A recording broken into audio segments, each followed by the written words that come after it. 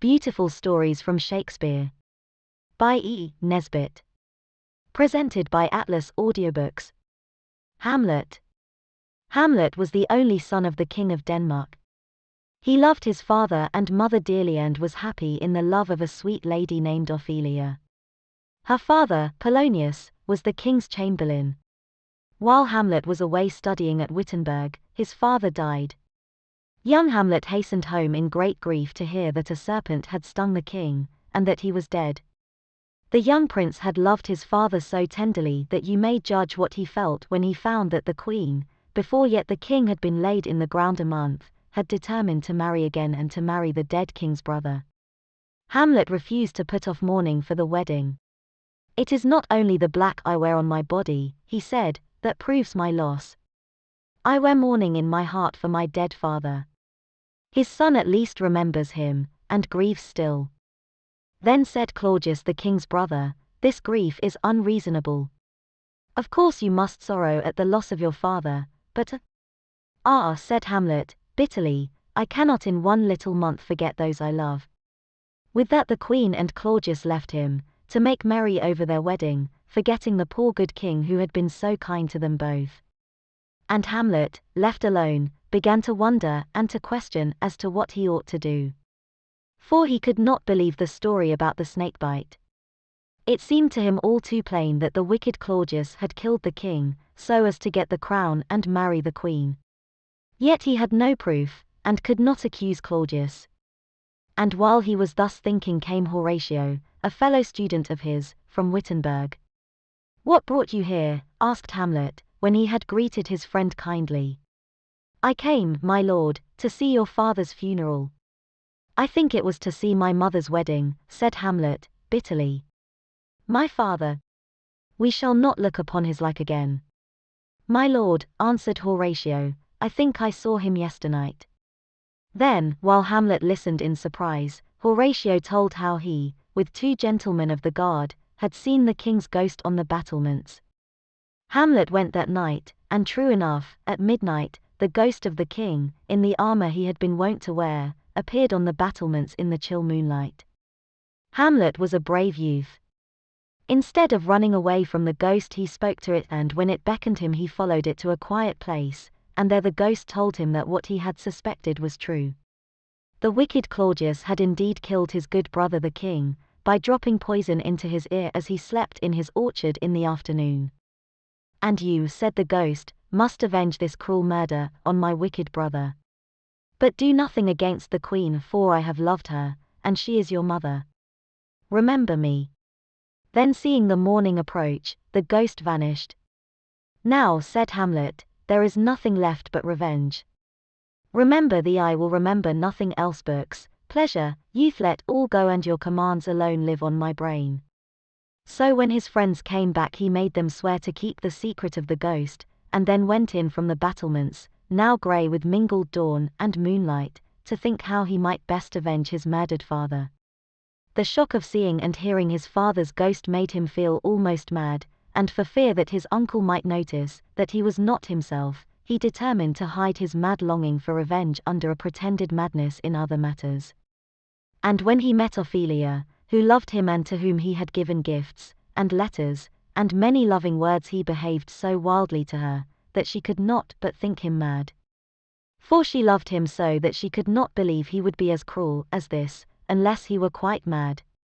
So she told her father, and showed him a pretty letter from Hamlet.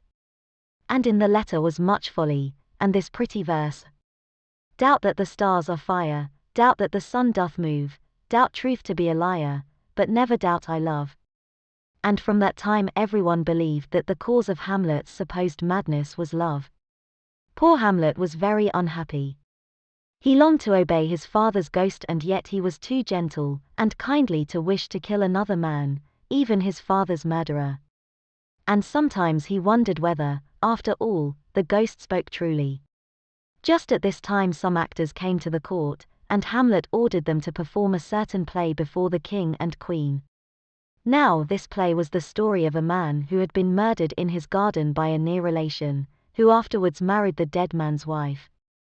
You may imagine the feelings of the wicked king, as he sat on his throne, with the queen beside him and all his court around, and saw, acted on the stage, the very wickedness that he had himself done.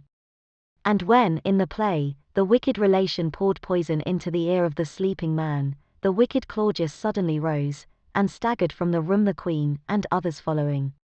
Then said Hamlet to his friends, "Now I am sure the ghost spoke true. For if Claudius had not done this murder, he could not have been so distressed to see it in a play."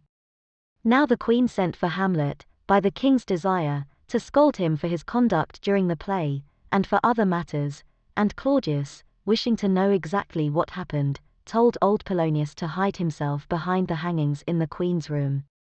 And as they talked, the queen got frightened at Hamlet's rough, strange words, and cried for help, and Polonius behind the curtain cried out too. Hamlet, thinking it was the king who was hidden there, thrust with his sword at the hangings, and killed, not the king, but poor old Polonius. So now Hamlet had offended his uncle, and his mother, and by bad hap killed his true love's father. "Oh, what a rash and bloody deed is this," cried the queen. And Hamlet answered bitterly, "Almost as bad as to kill a king, and marry his brother."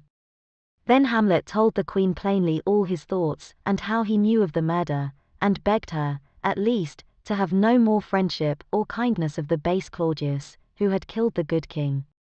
And as they spoke, the king's ghost again appeared before Hamlet, but the queen could not see it. So when the ghost had gone, they parted. When the queen told Claudius what had passed, and how Polonius was dead, he said, "This shows plainly that Hamlet is mad, and since he has killed the chancellor, it is for his own safety that we must carry out our plan, and send him away to England." So Hamlet was sent, under charge of 2 courtiers who served the king, and these bore letters to the English court, requiring that Hamlet should be put to death. But Hamlet had the good sense to get at these letters, and put in others instead, with the names of the 2 courtiers who were so ready to betray him. Then, as the vessel went to England, Hamlet escaped on board a pirate ship, and the 2 wicked courtiers left him to his fate, and went on to meet theirs. Hamlet hurried home, but in the meantime a dreadful thing had happened. Poor pretty Ophelia, having lost her lover, and her father, lost her wits too, and went in sad madness about the court, with straws, and weeds, and flowers in her hair, singing strange scraps of songs, and talking poor, foolish, pretty talk with no heart of meaning to it. And one day, coming to a stream where willows grew, she tried to bang a flowery garland on a willow, and fell into the water with all her flowers, and so died. And Hamlet had loved her, though his plan of seeming madness had made him hide it, and when he came back, he found the king and queen, and the court, weeping at the funeral of his dear love and lady. Ophelia's brother, Laertes, had also just come to court to ask justice for the death of his father, old Polonius, and now, wild with grief, he leaped into his sister's grave, to clasp her in his arms once more. "I loved her more than 40,000 brothers," cried Hamlet, and leapt into the grave after him, and they fought till they were parted. Afterwards Hamlet begged Laertes to forgive him. "I could not bear," he said, "that any, even a brother, should seem to love her more than I." But the wicked Claudius would not let them be friends. He told Laertes how Hamlet had killed old Polonius, and between them they made a plot to slay Hamlet by treachery. Laertes challenged him to a fencing match, and all the court were present. Hamlet had the blunt foil always used in fencing, but Laertes had prepared for himself a sword, sharp, and tipped with poison. And the wicked king had made ready a bowl of poisoned wine, which he meant to give poor Hamlet when he should grow warm with the sword play, and should call for drink. So Laertes and Hamlet fought, and Laertes, after some fencing, gave Hamlet a sharp sword thrust. Hamlet, angry at this treachery, for they had been fencing, not as men fight, but as they play, closed with Laertes in a struggle, both dropped their swords, and when they picked them up again, Hamlet, without noticing it, had exchanged his own blunt sword for Laertes' sharp and poisoned one. And with one thrust of it he pierced Laertes, who fell dead by his own treachery. At this moment the queen cried out, "The drink, the drink! Oh, my dear Hamlet! I am poisoned." She had drunk of the poisoned bowl the king had prepared for Hamlet, and the king saw the queen, whom, wicked as he was, he really loved, fall dead by his means. Then Ophelia being dead, and Polonius, and the queen, and Letts, and the 2 courtiers who had been sent to England, Hamlet at last found courage to do the ghost's bidding and avenge his father's murder, which, if he had braced up his heart to do long before, all these lives had been spared, and none had suffered but the wicked king, who well deserved to die. Hamlet, his heart at last being great enough to do the deed he ought, turned the poisoned sword on the false king. Then Venom, do thy work, he cried, and the king died. So Hamlet in the end kept the promise he had made his father. And all being now accomplished, he himself died. And those who stood by saw him die, with prayers and tears, for his friends and his people loved him with their whole hearts. Thus ends the tragic tale of Hamlet, Prince of Denmark,